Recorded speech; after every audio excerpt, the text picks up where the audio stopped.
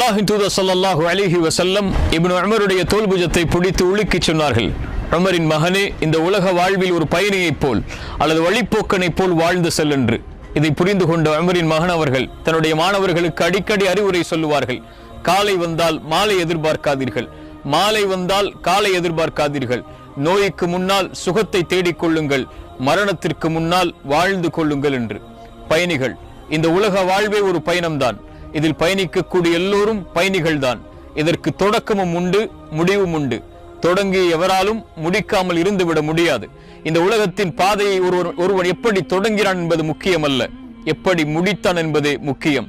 இதற்கு வழிகாட்டுபவர்கள் உண்டு, வழிதவரை அழைத்து செல்பவர்களும் உண்டு.